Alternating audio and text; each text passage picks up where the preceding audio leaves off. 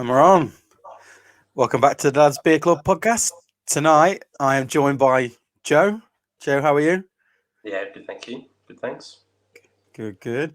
Joe and I met, I think 2018 now, I think it was, on when a group of us went to LA to watch the LA Kings play ice hockey. Yeah, that was it. Especially for that. Especially for that. Yeah, big And old. then, we bonded over our mutual love of ice hockey. Yeah. It just so happened other things were happening at the same time. Yeah, I suppose best point out though, we went to watch the Tyson Fury fight. Yeah. The first one. Yeah. That was an experience, wasn't it? It was something. It was mad. It was like I would explain to people that just before the fight, the pub over the road from the Staples Centre, it was just like an England away day, wasn't it? Oh, it was nuts. It was one of the best atmospheres ever. It was absolutely crazy. Like Americans stopping in the streets and just couldn't believe what was going on. They couldn't believe it, could they? They genuinely couldn't believe it. They thought we were absolutely nuts, and it was nothing compared to what it could have been like as well. It was only a small section of fans, but it was nuts, absolutely mental. Yeah, it was quality. Joe, look, one of the first things we do on Dad's Beer Club is just check what you're drinking for the evening. So, what's your tipple? Canastella. The hard stuff. Need it. I'm still on the course, although this one looks quite flat, but it's not. Right. I've stuck to the course. Like I'm gonna stick with them until they sponsor me. Right. Yeah, it's a good idea. Why not? Look, Joe, let's dive straight in, mate. So, look, one of the first things we always do is we go back to the very start. What was life growing up as a youngster? Was your dad about? What was the relationship like with your old man? That sort of thing. Yeah. To be honest, I can't really have much to complain about. Growing up was as good as it probably could have been. My mum and dad split up when I was 5, 6. We'd relocated from Newcastle down to Reading, the Reading area. Mum and dad lived down there together for, I don't know, maybe 2-3 years, split up. Them breaking up, I can't really remember anything about it. I was so young.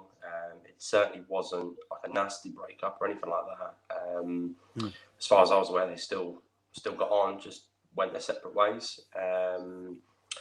Was your dad still involved at that point? Or Oh, completely. Yeah, completely. And my mum was really good throughout. There was never any issues. Me and my sister never saw any fallouts really. So given that my parents are separated, I was young enough for it to just feel completely normal. And dad was there, mum was there.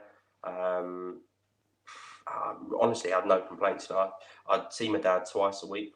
We'd go there every Saturday evening. We'll come home on Sunday, and then he'd pick us up from school on a Wednesday. We'd have Wednesday night at his, and he'd drop us off at school on a Thursday. And that was the case for, I don't know, maybe 6-7 years until he then relocated back up to Newcastle with his new wife and my youngest half sister, who's 10 years younger than me. So they relocated back up to Newcastle, and even though we were 300 miles apart, I still saw him every other weekend. He would make an effort to come down and see us, which is mad when I look back to that now. I completely understand why he would do it. I'd do the same if I could. He worked all over the country, so I guess that made it easier. He'd be able to sort of tie in store visits around being near where we were on a Friday. He'd pick us up, bring us back to Newcastle. We'd have the weekends at his. And then he'd drive back down on a Sunday from Newcastle down to High Wycombe, where my mum would pick us up, and he would turn around and drive up to Manchester for his meeting on Monday morning. And he did that for 3-4 years, which is nuts to think back. At the time, didn't have a clue what that journey entailed. And we'd been up and down the country so many times that journey was normal. It's a long journey. You're doing it for the first time, but after a while, it's you just get used to it. It's nothing, but especially the amount of time that we've done it growing up. But yeah, there was never any complaints. My mum never stopped him from seeing us. It could have been as it couldn't you know. I have no complaints. I can't look back and say that there was any regrets or have any sort of bad memories from growing up, even though my parents were separated and lived other ends of the country. Because you see so many situations like that where mum and dad separate, and even in the same town, people would make no effort to see the kids, or even like you mentioned, once every week it can become a chore, but to do that journey as well is mental. You got hats off. Oh, 100%. And and even now, I'm 26. I speak to my dad every day. Obviously, I live up here now. I moved up here last March, so even with the situation, I have been able to see him a lot more than I would have been able to. But up until me moving up here a year ago, like, I pretty much spoken to him every day. It helps the fact that we've got a lot in common. We're big football fans. Both sports and football team, unfortunately. It's my only criticism of him, probably. Bringing me up a Newcastle fan, but not everyone's perfect. He's like he's like a best mate to me. Get on. I couldn't ask for a better relationship with both parents, to be fair. So I can't have any complaints with how things were growing up, to be honest with you. Did your mum ever remarry, or was there ever any stepdads from yourself?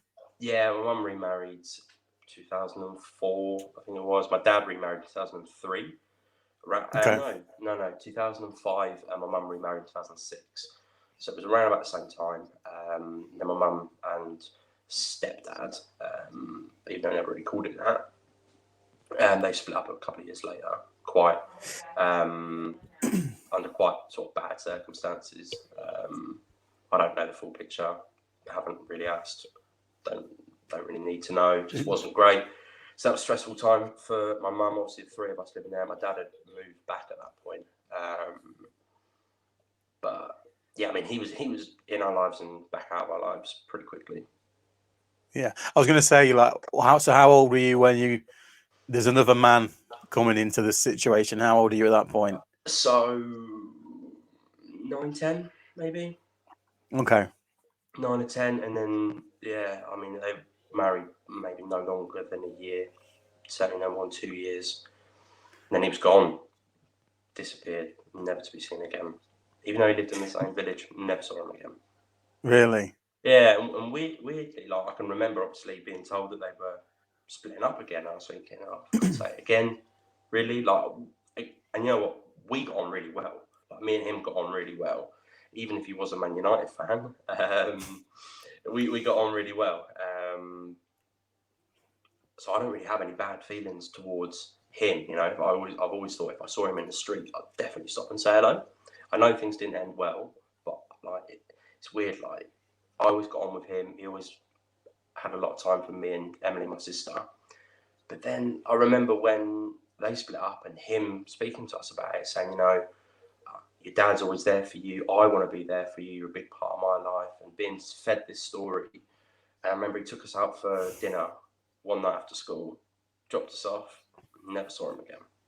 So, I mean, we're not his kids, so maybe he met someone else, didn't want anything to do with it. Don't know, but whatever. That was that. How many brothers and sisters do you have?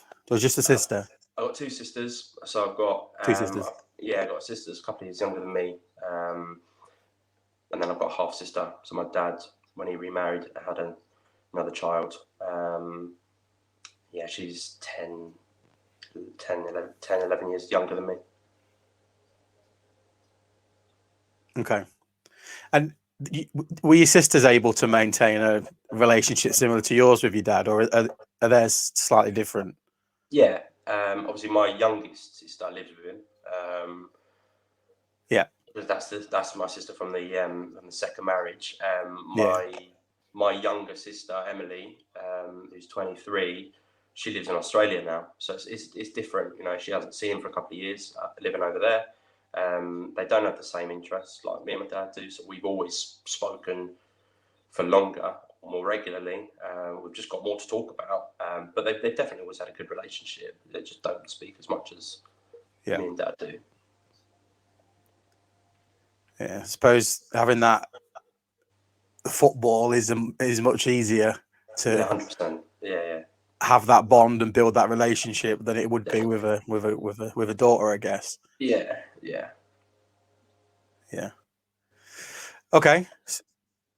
So growing up in Reading, Yep. what year did you meet your partner? 2014. Okay, so how old are you then? I was 19. 19. Yeah. I was 19. 18. I was 18? 18 or 19. Can't remember. It feels ages ago. I'd have been 19. She was 18. I was 19. Okay. And obviously, I guess growing up, were kids something that you always wanted to have, or did you ever imagine that you definitely did? Yeah, always. I always said I was going to be a young dad. I always wanted to be a young dad. I always said, growing up, I always wanted to have a kid by the age of 24. That never changed. You know, I don't really know why. Like, weirdly, I've never been interested like in other people's kids. Like, I just always seen them as a bit of a pain. But I always knew I wanted to have kids, 100%. And I wanted to be a young dad, definitely. And yeah, I mean that came true. You know, became a dad at 20. Yeah. Pregnant at 19. Had two by the age of 24. 20. Okay. Yeah. Jeez. So you've been together 2 years before you find out that you're pregnant. Yeah.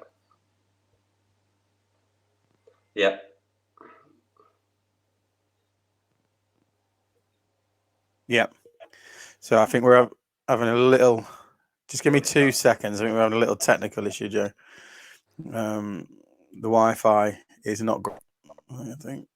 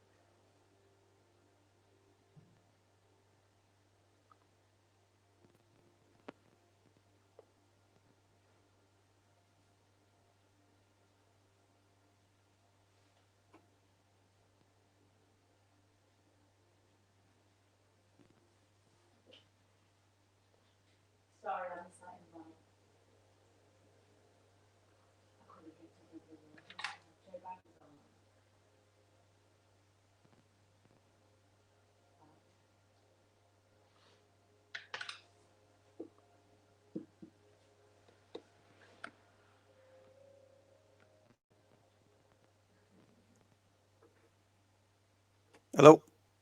Oh yeah. Back on. Back on. Is it my end? Yeah. I'm not. I'm not sure. I've just switched on to the extension because I'm in the other end of the house too. Right. And yeah, like I was literally just thinking we're probably going to have to only use the audio on this because it's just cutting in and out. But it actually seems a little bit better now, so maybe it was mine. Right. So where was we? Oh yeah. Met your partner 2 years. I'll cut all this out. Don't worry. 2 years. 2 years from meeting to having the first. Okay. And was there ever a conversation about kids? Because I know obviously you're saying that you wanted to have kids young. Yeah. I guess for some people that's for some women that can scare them off, right? Yeah. I certainly didn't bring it up. You know, Right. I went a bit mental, like in my sort of late teens. And actually meeting her was a good thing because it calmed me down a lot. And yeah, it was. I can't really remember there ever being a conversation. It was just almost like a mutual thing. Like, I remember her older sister saying to me, "Oh, Chelsea will never want to have kids until she's at least 30." I'm thinking, really? Oh dear. But then like we'd maybe been together like 6 months, and you know, looking back now, it seems completely mad. and so daft. But like obviously at the time it felt right and all of this, like and it just happened, and then it was planned. We got pregnant, much to the surprise So of 20-year-old, and you're planning to have kid. Yeah. Okay. Yeah. No one Did believed anybody warn you off and say, what are you doing? No, not really. No one believed it was planned. Like it was one of the first questions when we told anyone was, "Oh, is it planned?" Yeah. Like, yeah, it was actually. Bit of an odd question to ask someone, but yeah, it was planned. I know, obviously, the age may seem a little bit strange. I guess your age is playing into that, I suppose. Yeah. Did you have a stable job then as well, Joe? Yeah. I was in recruitment. I was in recruitment. I was doing well. We'd moved out. Things were looking good. Been on nice holidays. We just got back from the Maldives. Like life was pretty good at the time. And yeah, all of a sudden it was about to change. And I mean, looking back, I genuinely wouldn't change anything. Like I've learned so much in the first 5 years of being a dad that it's made me mature so much. I wouldn't change anything, but I would certainly have given myself the advice to wait a little bit. Okay. So talk to us about how you were told she was pregnant. How was that? Yeah, she was just felt sick. Let's go get a test. And then did a test at like 11:30 at night, like midweek one time, pregnant. And I was like, right. And at that point, was there any trepidation at that point, or no? Honestly, no. Like, I thought about it. It was planned, so I'd run through it in my head so many times. Like, how am I going to react when the day comes? Because it's going to come at some point, surely. Yeah. And how I thought I'd react was completely different to how I did react. I thought I'd be a bit emotional, like all of this, but I was just dead calm, like excited. And that for me made me realise, I'm ready. Definitely ready. Yeah. If I'm reacting like that, and that's my natural reaction, is to feel excited and calm and delighted. Did life change at all for you after that then? Because obviously most 20-year-olds are out every week partying. Yeah. So did life change, or was it very much it did, same old? It did. I was in recruitment, so you know what it's like. You're out often, right? You're barely in. Exactly, yeah. You're out often. It changed. Like it was quite nice in a way. Like I said, I'd gone a bit mental during my sort of late teens, and it calmed me down. And then when this happened, it then completely calmed me down. All of a sudden, I actually became an adult at that point. It felt, and it was no longer about just going out and having a good time. It was I have not just one person, but two people to now consider with everything that I do. Yes, it calmed me down, but I enjoyed it. I quite enjoyed just chilling out from all of that for a bit. I don't miss it. Like, yeah, it's nice. It was nice. It was good. How did your family react? Yeah, Dad was dead supportive. Remember, I told him on his own, and he was quite shocked. None of my family knew we were planning on it. Didn't dare tell him. And yeah, Dad was dead supportive. He's like, "Is it what you want?" Yeah, fine. I'll support you 100%, of course. Mum, sister, her boyfriend were all very shocked, but again, supportive. Like, yeah, supportive. Yeah. They knew it was what we wanted. They could tell from the way that we were talking about it that there was no regrets or anything like that. We were ready for it. And the pregnancy, the first pregnancy, was there any complications, any issues with that, or did it go plain sailing?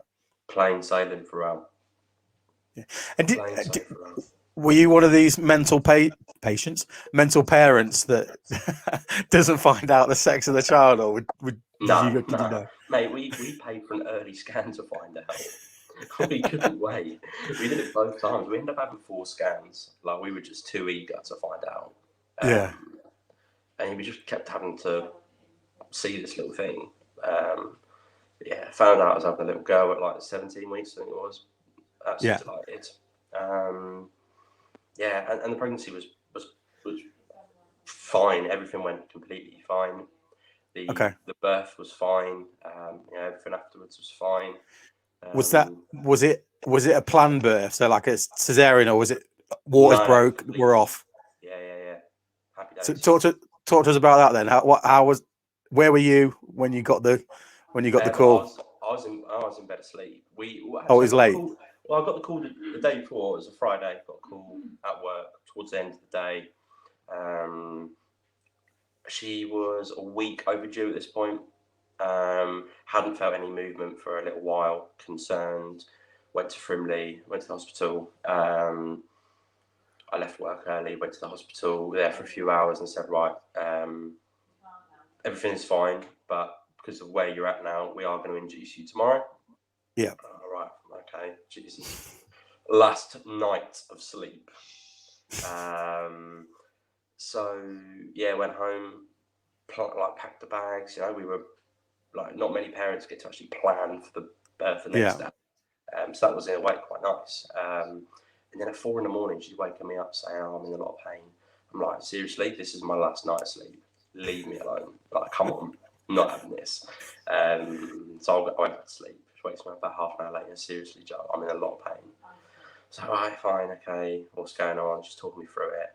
I called my mum. She's like, yeah, it sounds like she's going to labour. I was like, but we're going in at 10 o'clock. Really?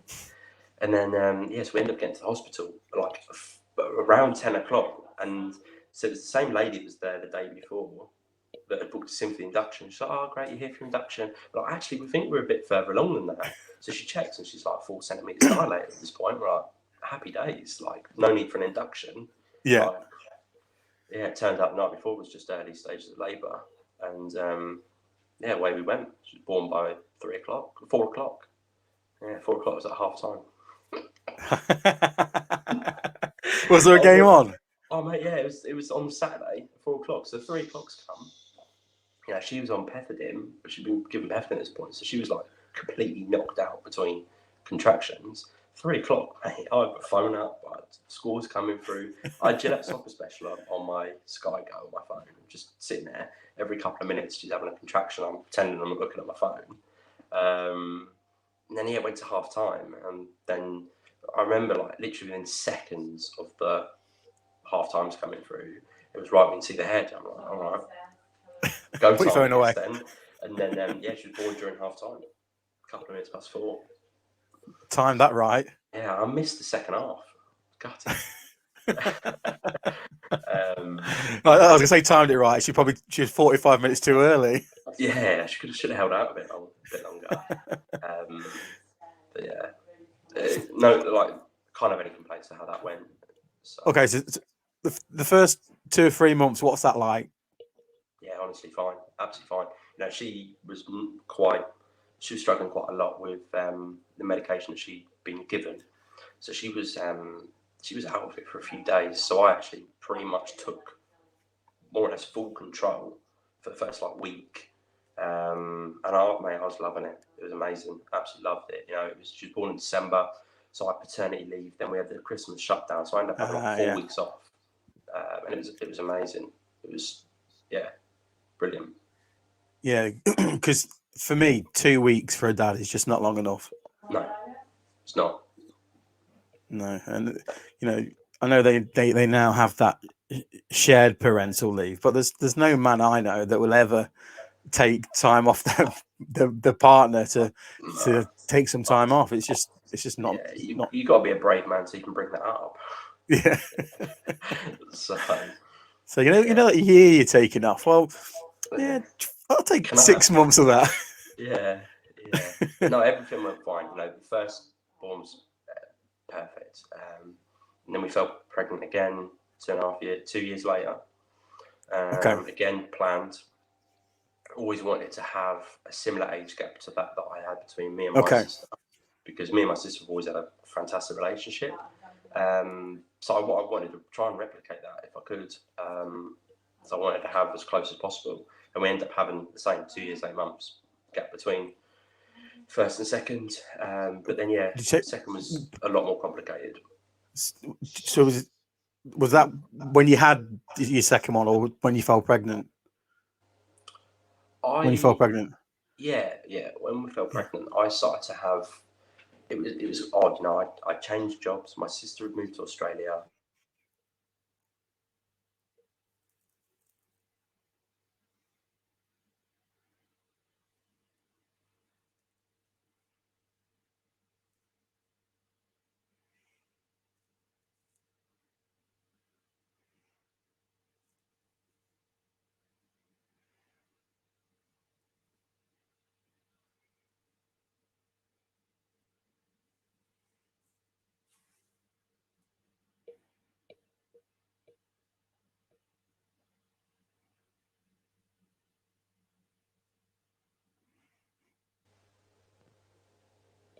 Oh, we're back.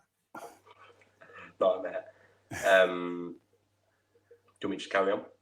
Yeah. So, yeah, your sister just moved to Australia. Yeah. So, sister had just moved to Australia. There was a lot going on at the time. You know, I changed jobs. We'd moved house. Sister had just moved. I was really close to my sister. She just moved to Australia. Yeah, there was loads going on. Fell pregnant, and I don't know if it's a case of just maybe things like all of a sudden becoming quite overwhelming, or what it was. There was no. I can't really think of like a defining moment that things started to change, but I started to have bad days, and that's what they felt like. They just felt like bad days. And I'd come home and I'd feel a little bit down, a bit stressed out, and I just put it down to having a bad day. You know, she was pregnant. There was a lot going on, but I didn't talk about it. You know, she's pregnant. She's got her own stuff. I'm certainly not going to bring up my stuff. I'm there to look after her. But then these bad days start to get more frequent, and I started to notice that. Joe, just describe a bad day. What would a bad Just day be like? You know that when you come home, you've had a really bad day at work, and you Yeah. just sort of feel a bit deflated.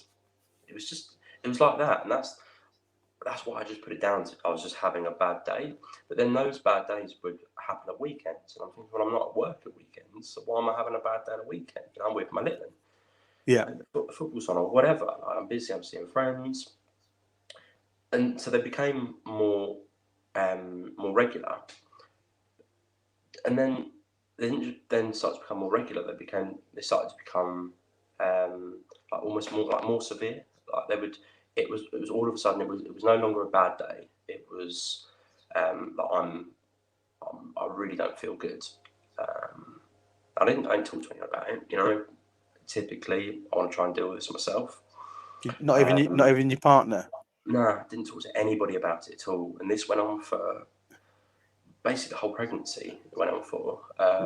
Was she starting to notice that you weren't yourself? No one noticed. No one noticed. You know, I think I did a very good job of disguising. You know, I remember always thinking in my mind that she's pregnant. She has lots of stuff going on. I need to be there for her. So whatever nonsense is going on with me, as it felt, I just need to block that out and concentrate on her. So that's what I tried to do. So you're almost it's game face, game time. Yeah, 100%. No one knew. No one could tell at work. And like I said, he became like daily. Like I had it more. Came to a point where I had it more than I didn't have it. Right. And I put it down to stress. You know, worrying about a second one coming and all of this. And then second one was born. No problems with the pregnancy. Pregnancy was fine. She was induced for the second one, but again, pretty much went as well as it could have gone. And then a couple of weeks after birth, she was in hospital with a urine infection. And that was quite stressful. Like, it wasn't anything too serious, but seeing your little baby in hospital is very stressful. Like, even if you know that things are going to be okay, it's still horrible, hard to deal with. And that, for me, was like the moment, really, where things really started to go downhill. And that really bothered me. And actually, I spent a lot of time with her in hospital. So Chelsea could get home and have some rest. So I spent a lot of the nights in hospital. I think she was in for about 3 weeks. 3 of the first How old? How old are you? She was 2 weeks when she went in. So Wow. at 5 weeks, she'd been in hospital longer than she hadn't been. But then she came out and she was fine. And she was fine, but I wasn't. You know, it's like she recovered in hospital, but I certainly didn't. Things got a lot worse. And it wasn't until she was probably about 9 months, that things were very bad. And I was quite scared of what was happening. So I decided, well, I'm going to go to doctors. I need to speak to someone about this, because what I'm doing isn't working. Something needs to change. No, I need to do this for my kids. I'm going to go to the doctor and speak to the doctor about it. And I didn't get anything from them at all. Complete waste of time. So I went home, and actually that made me worse. It's almost like you've tried to reach out for help, and then and I just got nothing. getting custard pied, and that's pretty much. And then I thought, well, I'm going to go back and I'm going to request to see somebody else, and hopefully this person will listen to me. And I went back, spoke to somebody else, and then that's when they spoke to me about like postnatal depression. I thought, well, what are you on about? I'm a man. Like, men don't have postnatal depression. Like, I don't understand. I was really confused, and I've not spoken to anybody about this, and no one knows about this. So I kept it to myself, because it sort of felt a bit embarrassing, to be honest. Like, that's like something that women get after birth, like, sometimes, and it's not nice. Like, I'm a dad. Like, that doesn't make sense. And I looked into it, and actually, when I was reading through it, it made a lot of sense. Although I'd spent a lot of time with Charlotte in the hospital, when she came out, she was not interested in me. I couldn't comfort her. She only wanted her mother.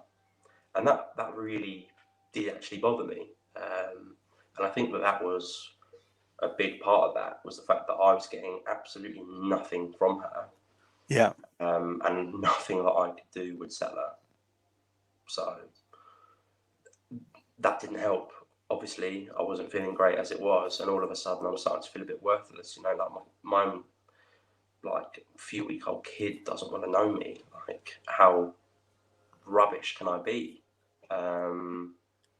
So yeah, because I suppose at that point you're already a couple of months into starting to feel bad, and then that happens to push you even further away, I guess.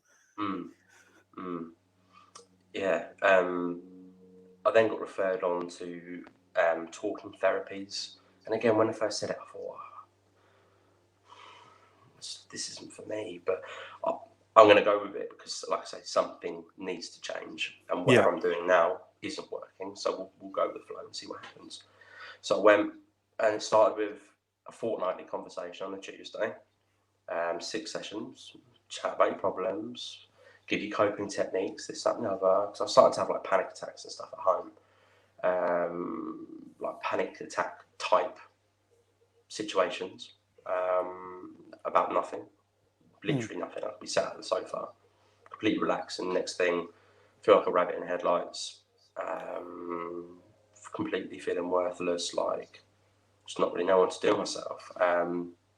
So I was given coping techniques, they weren't working.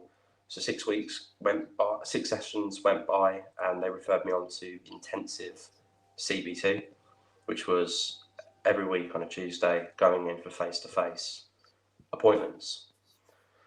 So I'd go in, have these face-to-face appointments, and although I'd come away feeling, it actually felt like I was getting somewhere. And they'd work for that day.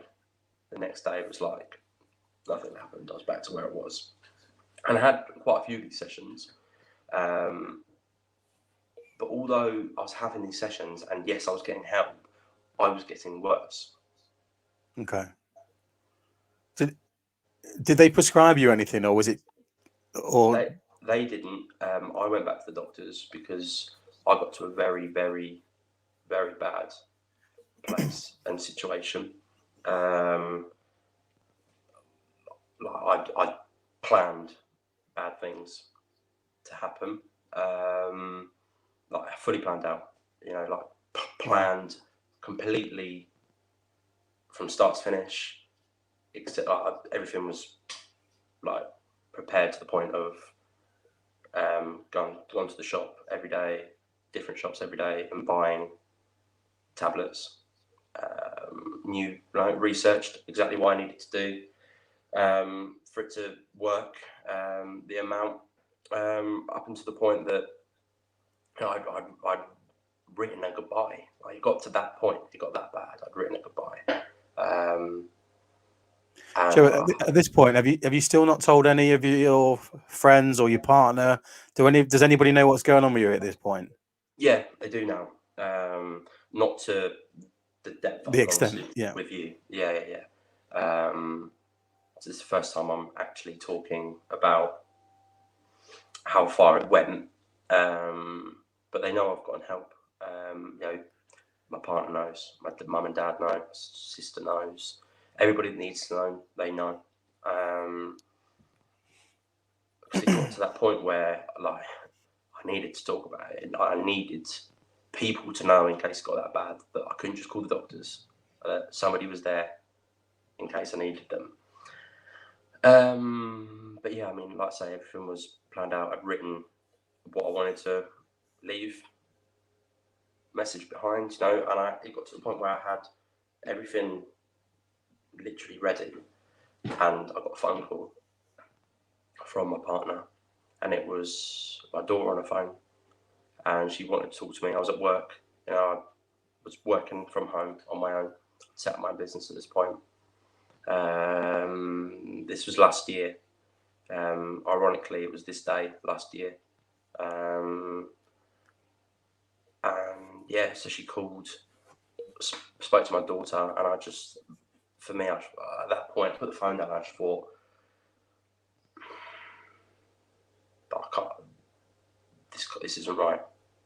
Like, this isn't the right thing to do. It's not fair. No matter how bad things are for me, I know I'm a good dad. I know I've done the best I could possibly do for both of my kids up until this point.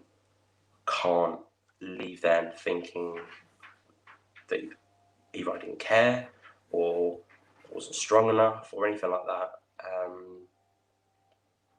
So yeah, I basically just cried for the rest of the day, and then went home, acted like nothing had happened. No one knew, and then that was it. Things thankfully never gotten back to that point again. But the only person that could tell was the person that I was seeing on a weekly basis. I had seen him that morning, and even though they were an hour session, I'd spent 2 hours with him because he wouldn't let me go. He knew something was up. Were you being open with him or not? No. But I guess he could see the signs of. He knew. I'm convinced that he knew, because he even asked me at the end. He goes, I shouldn't ask you this, but I'm concerned. Like, I think there's a lot you're not telling me, and I'm worried. I'm genuinely worried about letting you go. Like I said, it was an hour session, and it's just 2 hours into it. 2 hours into it, he basically just didn't take a lunch break and just kept talking to me because he didn't want to let me go. Do you, obviously going through that and having that once a week session, do you think that's enough? Is there enough support for people out there? There's not enough support, right? Because I went to the doctors, and it genuinely makes me feel angry because I think because it's still so recent and I still do struggle. I am still on medication. I still have struggles, nowhere near as much, not as frequent, and nowhere near as severe. But I still have bad days. It's still unexplained, but like, I've learned that's okay. That's just what it is now. Like, I've just got to deal with that. But no, there isn't enough. There isn't enough. I went to the doctors and I was told, we think you have this. Now what? Yeah. They never checked back in with me. I mean, no, I had to go and make that step to get help on numerous occasions. I actually went and asked for help. And the first time I was turned away, basically. Pretty much just didn't believe me. Yeah. Second time, thankfully, they believed me. They told me what they thought was up. And Still walked away. Oh, we think you got this. All right, thanks. Yeah. Okay. I then had to go for a third time and ask for help. But no, there's not enough. And, and what actually bugged me through the second pregnancy, and not first, because I never even really bat an eyelid towards it the first time, but the second time certainly. Afterwards, you have these visits from health visitors, and they come in, they look at your child, and they check over your child, whatever. I speak to mum, and I'm sat there on the sofa with this health visitor. I'm not asked a single question. No. No, how are you, Dad? It's all about mum. It's all about baby. Nothing about me. And actually, I'm the one that really isn't good. I'm really not in a good place. But nobody knows because nobody asks. Nobody asked. Yeah, it's funny. What I've got a friend who we did this podcast with a couple of weeks ago, Greg, and he was talking about. So they had 3 miscarriages, and he was saying that he wasn't doing too well through second or third one of that, but no one asked him. Like he said, nobody asks how Dad is. Like it's always my wife, and obviously he wants her to be looked after, but at the same time, nobody even thinks to say, hold on a minute, mate, how are you doing? Are you okay with this? Yeah, I know. Obviously, the lady's carrying a baby. Of course, you got to look after the lady 100%. But we are massively emotionally invested in this. It's my child, and it's a massive experience for me to go through. Just I didn't bring this baby into the world doesn't mean that I haven't had to adapt so much for this. Yeah. But it is what it is. I'm not the only one. Most dads will experience that, whether they notice it or not. They will experience it, and I still get it now. I made a note on my phone the other day, knowing that we were going to have this conversation today. On Tuesday, I went to pick up my daughter from nursery. Obviously, nursery's still going, so I went to pick up my daughter from nursery. It was raining, so Chelsea stayed in the car, and I went out and I went to the front door.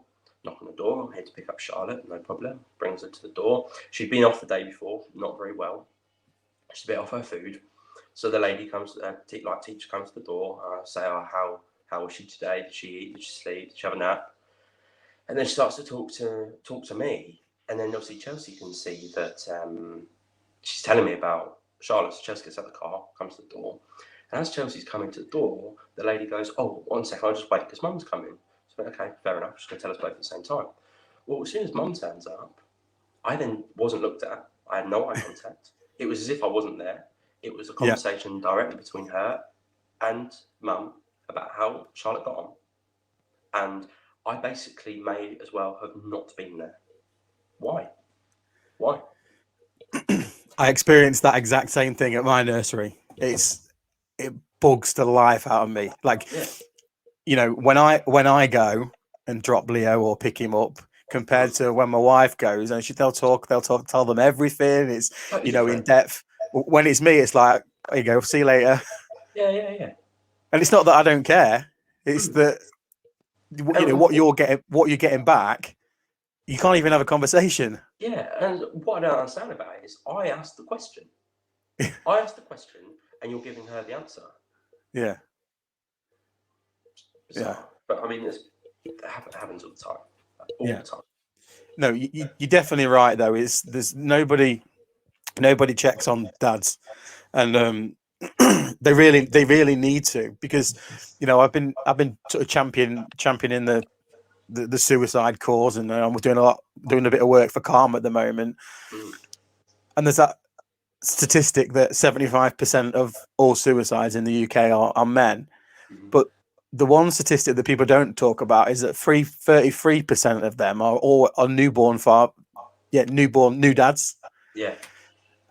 And I think there needs to be a lot more done to recognise that men need as much attention and care mentally as mum does.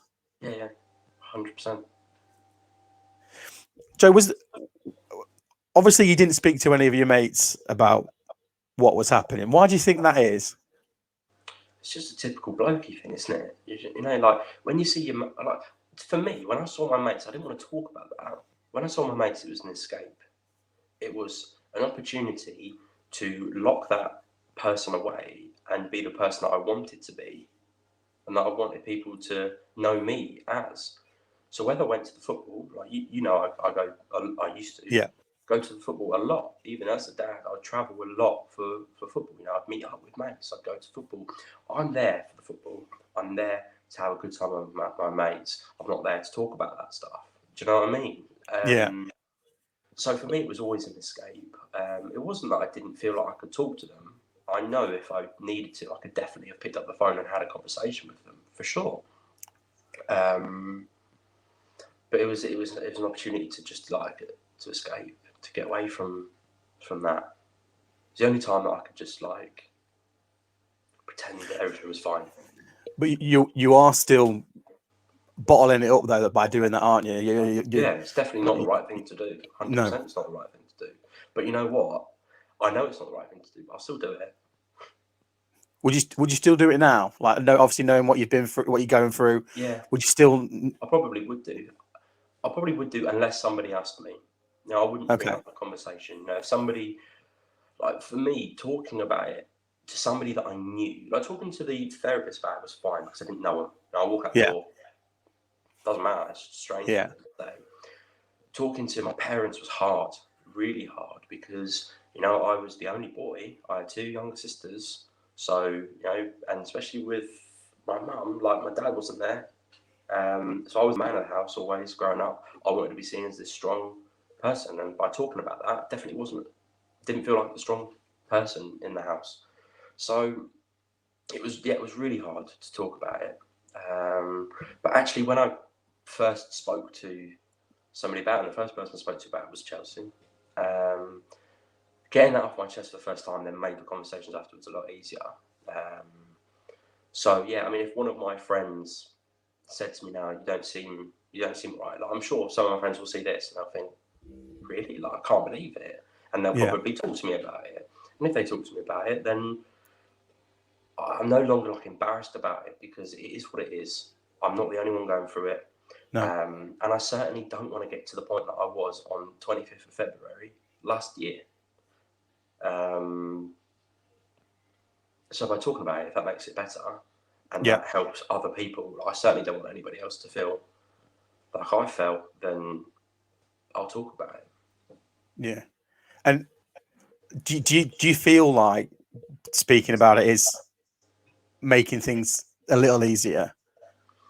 Easier to come to terms with. It's not making it easier in the sense that it will still happen. You know, Yeah. I'm right now, I'm absolutely fine.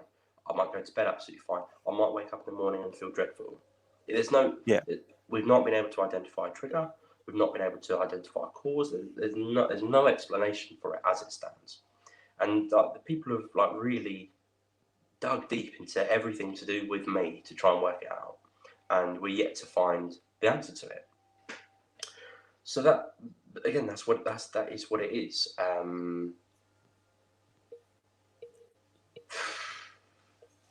Yeah, I don't know. I just got to get on with it, I guess, and just talking about it. It makes it easier to understand it for me. Yeah. Doesn't make it better. But doesn't make it easier, but it makes it more livable. Because I think you said it a second ago, where you talking about it to your mates almost would be a bit of shame. Yeah. And now by being open about it, and people will obviously ask you how you're doing, what you're up to, how you're feeling. Maybe that will help you to be able to feel a little bit better in yourself to communicate that, because hiding that, like you said, going to football and bottling it up is to you it's an escape from what's going on and the reality of what's at home and that. But that isn't a small thing. It's a massive thing that you're just shutting off for a second, not dealing with. And ultimately that there's going to come a point like where you were at last February, where you can bottle it up for so long and something's going to happen. So by being able to be open about it and talk about it and try and get the help that you need to, then that's hopefully that's a step in the right direction. Yeah, and you know, on this day last year, you know, like I said, what this is the significant day. At this point, no one knew, no one had a clue. So I let it get to, in a sense, the end without telling anybody. Yeah. And by then talking about it and actually just letting my guard down and just acknowledging that actually this is who I am at the minute and I do need help and I'm not right. Yeah. And talking to people that care about me, I've never gotten to that point again. Yeah. But nothing really significant has changed in that time. Maybe you don't feel like it has, but like I said, you've almost shone a light on what's been going on, like the darkness in your head. Yeah. And by doing that, yeah, that's what I mean when I say it feels more livable now. Yeah. It's not easy. I have bad days, but it's livable. Yeah, of course. It's like I understand it more, if that makes sense. Yeah. What do you think needs to change? Obviously, it might be a hard one to answer because obviously you're still living it at the moment. But what do you think needs to change for men out there that are struggling, that do need help, that do need support? Yeah, it's a tough one, you know, because you see a lot more nowadays on TV about like men's mental health and like talking about it. But just adverts on TV and stuff like that isn't going to change anything. You know, I don't see an advert on TV and think, oh, I'm going to get help. Like I see an advert on TV and think, you guys probably don't actually have a clue the reality of the situation. So I don't know what the answer to it is, but something needs to happen more than just talking about something happening. Yeah. I don't know what the answer to that is. I think there certainly needs to be more resource from the government, because when somebody comes to ask for help, they need to get help. And that's the mad thing about the situation, right? I've seen an advert on TV about help and all these statistics, like you mentioned earlier, and then there I am. I'm going to the doctors. I'm asking for help, and I don't get it. So what are you supposed to do? What if I was at that point this time last year when I got to the doctors, and that was the tipping point for me? Yeah. Luckily. And that's just that's negligence on the doctor's part. And I didn't tell anyone I was going to the doctors, so nobody would have known that I was at the doctor's earlier that day or whenever. Do you know what I mean? So you can go and ask for help, but there needs to be something more than that. But I don't know what that is. I don't know what that is. Maybe on the parental thing, there needs to be something specifically dedicated to caring for dads. That definitely needs to happen, you know? Like, I'm at an age now, I'm 26. A lot of my friends now are either new dads or having babies. Yeah. And I do actually worry about them because I've lived it, you know, I understand it. So in a way, I'm sort of, in a weird way, I take the positive from that situation, and I know that I would always be there for my friends going through it, and I would always keep a closer eye on those friends that are going to be first-time dads.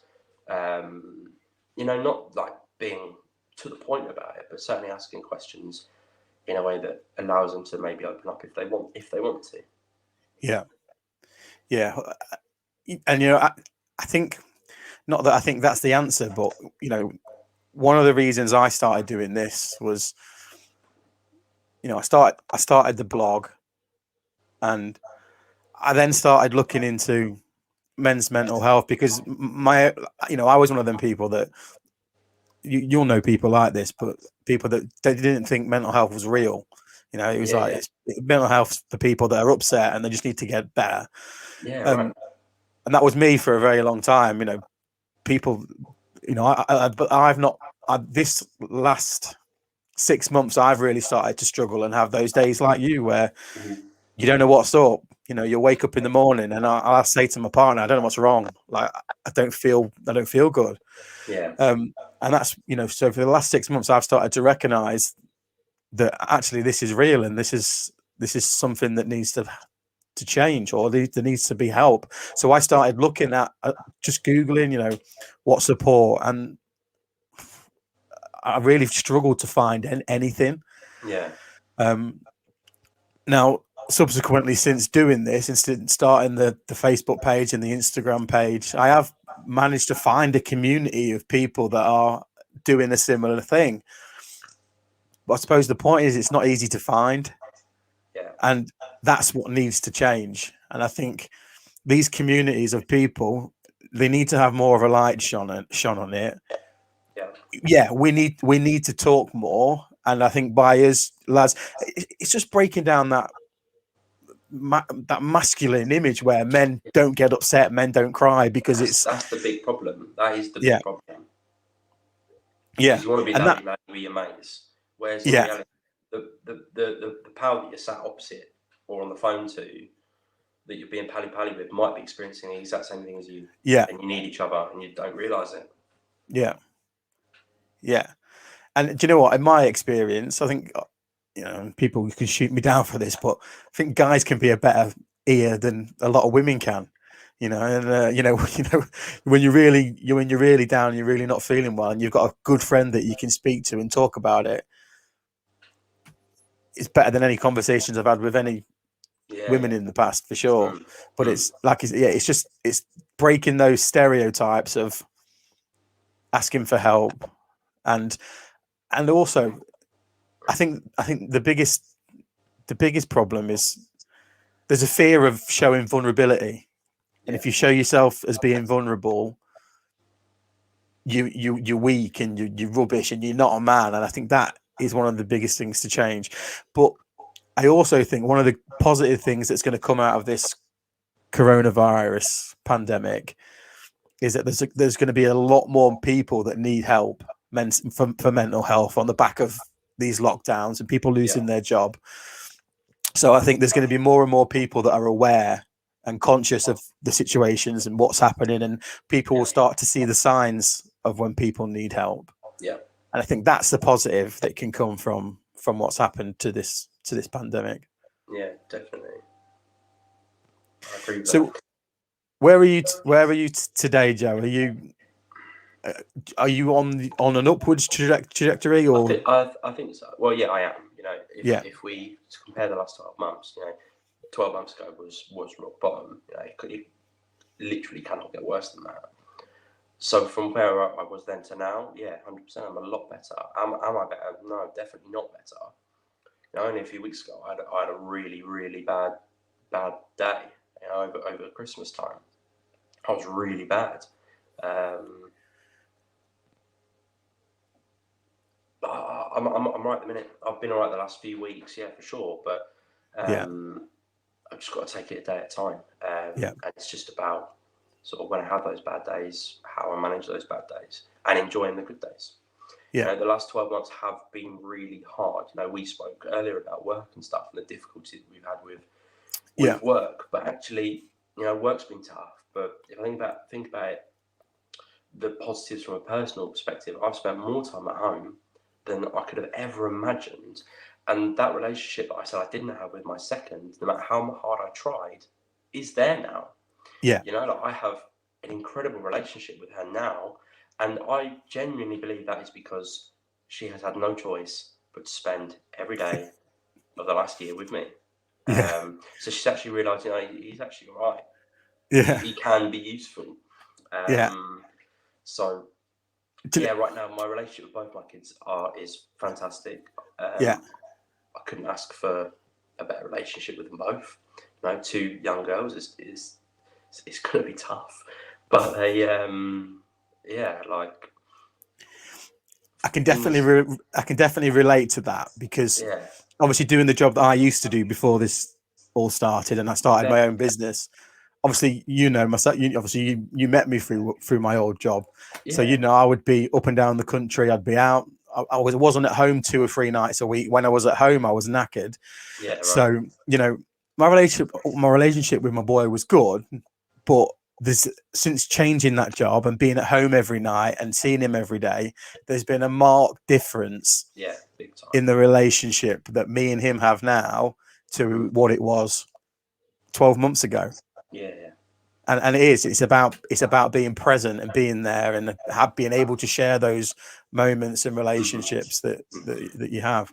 And that's it. We like, I've gone from she would never come to me, or if I tried to her, no interest whatsoever. It would make it worse. To now, sometimes if she gets upset, she wants me. She doesn't want mummy. And in a weird way, I like that.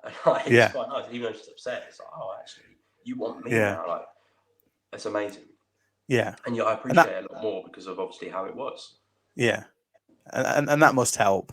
Like, 100% it does. Yeah. So like I said, my little boy, our relationship's really good. The only thing he doesn't come to me for and won't come to me for is bedtime, and I am so happy about that. Yeah, that's good. It's like if I tried to put him to bed, he will scream, Really? "Mummy," and I'm like, he wants you. Yeah, it's a shame. I tried. Yeah. It's weird. Everything else, like you say, when he gets hurt, he'll come to me. We play football and all that. But yeah, bedtime, she can keep that. Yeah, you've had a result there. You've had a result. So Joe, moving forward, any more kids? Plans for the future? Nah, done. Done. Yeah, always wanted to. Right. I've got my 2. They're both healthy. They're everything I could have asked for and more. And this is another thing, right? When you have a child, typical man thing to say is, "I want a boy, I want a boy, I want a boy." Yeah. And I was like that with the first one, and find out I have a girl. And as soon as you find out everything girl, I didn't care. Like, fine, amazing. Second time round, people genuinely don't believe me. I wanted a girl second time round. Really? And I've got my second girl. And even now, like, if someone could guarantee me I'd have a boy, the third child, I still wouldn't. Really? Mm. Well, you'd have it. What? You just don't want any more? No. I've got everything that I need. Yeah. In the 2 kids that I have, I don't need to add to that. Don't feel a desire or a need to add to that. They get on incredibly well. They're everything I could have asked for and more. So I don't need to go. Don't need that. And is your partner on the same page? I hope so. She's too busy playing Call of Duty. She couldn't have any more. Too busy in wars in Verdansk. You can't get pregnant in that gulag. No, definitely not. But yeah, maybe on the PS6. Yeah, new feature. But no, I think we're on the same page. I'd be yeah. I think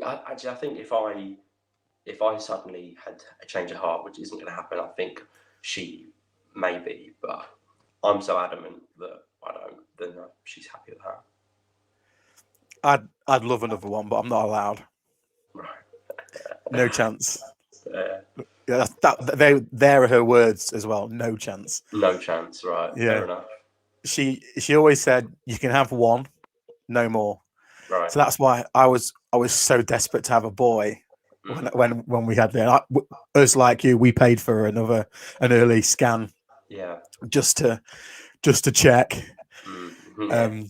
Honestly, I'm not even ashamed to admit that I cried my eyes out when I found out I was having a boy. Yeah, because I was so desperate for a boy. You do. People want to have that, and because I knew it was my one shot, I was like, please. But now I would definitely have a girl. Like, I would love to have a girl now. Yeah. That's what I keep saying to us. Are you sure you don't want one? Little girl just for you. You dress her up. Yeah. No. Yeah. It's such a myth, I think, that men only want, like, they want a boy. Like, it's such a myth. I'm not interested in having a boy. Genuinely not. And I love my football. And the typical thing is, I don't want a boy to play football with that, this, and the other. Honestly, no. not fussed. Like, I'm not going to go through all of that just to kick a ball around with a little boy. Yeah. So no, both my girls are amazing. Yeah. Well, you're at that. So your youngest is 2, right? Yeah. So the guy that I was talking to about who had the miscarriage, he talked about those first 2 years as being at the hurt locker, and you're stuck in that hurt locker. So they had their 2 like a year or 2 apart, and their whole thing was, if we're going to have 2, let's just do it back to back. Let's stay in that hurt locker, and when we're out of that hurt locker, we're never going back. It's a good idea. Good idea, actually, because mine are 2 years, 8 months, and you're right, it gets a lot easier from sort of like 2.5 onwards. It gets a lot easier. Like my 5-year-old's dead easy, and like she'll go to bed, no problem. She's at school, and actually, like we joke and say, like, imagine if we only had one. If we only had Robin now, how much easier lockdown would have been. So we're nearly at that stage now. She's nearly 2.5. So hopefully it's only going to get easier. Yeah. So I'm not going to put myself through that again. No way. Yeah, I think you're as much as I would love another one. It's not easy. No. So even pregnancy, you can't say them, but the pregnancy's hard. Yeah. It's hard. Well, it is, because it's it's backbreaking work, because whatever they want, you've got to get. Yeah, and you have no choice in that matter. No. Yeah, it's very much like, can you do that? Yep. Can you do that? Yep. No worries. Yeah. No, but so that's that, really. Yeah. So Joe, look, hopes for the future. What are your hopes for the future? Grow the business, not grow the business? Yeah, definitely. Things are hopefully, obviously the last sort of few days have looked a bit more positive. So hopefully, definitely towards the back end of this year, we're in a much better mood than we have been for the last 12 months. Yeah. So if there's anything I've learned from it, is to just try and take positives out of every and any situation you can. And even when I was right at the very bad stage that I was in, take a positive from that. I've experienced that, and I now know that I don't want to go there again. So do whatever you can not to get yourself back to that point. So I'll take it a day at a time. As we've learned the last 12 months, things are ever changing. So take it as it comes, and just enjoy what you can, and things will get better. I think the nation took a collective sigh of relief on Monday when Boris announced that the pubs were going to be back open, and we're going to reclaim the summer. Mate, the Euros, pubs. Day before, isn't it? Is it day before? Yeah, and I'm going, mate. I've got tickets for it. Oh, are you going to the game? Yeah, England Czech Republic game. I've got tickets for, and I got tickets for the quarterfinals in Rome as well. So I'm hoping there's no travel restrictions or anything affecting that. And it'll be. Are they saying? Because I know they mentioned about capacity to stadiums being 10,000. Are they saying after June it's back to normal? So the first 2 games against Croatia and Scotland will be 10,000. And it's the day before the Czech Republic game that all restrictions are lifted or something. Whatever it is. I've certainly seen on Sky Sports News they're saying 90,000 at Wembley, and I'm there. So that's what I'm thinking of. So that'd be amazing. If that genuinely is the first game back in this country with a full stadium, that's going to be amazing. It'll be amazing. I can't wait for it. Yeah. And we've been talking for 2 years about having this LA reunion. I think we need to get that sorted as soon as we can. Definitely. I think we need to dig out our Team Fury shirts, and wherever that AJ Fury fight is announced, I think we can go. I don't care if it's on the moon. We'll go. I've got a funny feeling that's going to be Saudi. Let's do it. Anywhere. I mean, Keep it in house. I love Saudi's not. traveling for the boxing, but I don't know if I fancy Saudi. Yeah, no, that's fair enough. Wait and see. But I certainly think with the way things have gone the last year, that I think the people, the sports fans in this country deserve that fight to be Yeah, on home soil. So yeah, hopefully their eyes aren't too yeah. big. I think if you're right, and after June they can lift restrictions, sounds like a summer fight at Wembley. Yeah, right, 100%. And we all know there's a 2-fight deal on the table. So why not have the first Take the one in second one. AJ's home of Wembley, and have the second one in Old Trafford, down the road from where I would Tyson love Fury's that. from. Yeah, I bet Yeah. you would.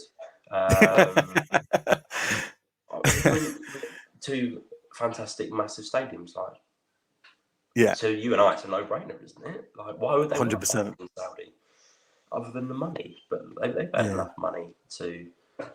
It's about they've gone about legacy and all this stuff. Well, the biggest They'd fight in sell British boxing they'd is sell the tickets, they'd happening sell the in the UK. pay-per-views. Yeah. I mean, even if they had it in the UK, they'd sell it. They'd have a decent pay-per-view from America as well. I think if they take it to Saudi, the pay-per-view numbers in the UK wouldn't be as good. I don't think.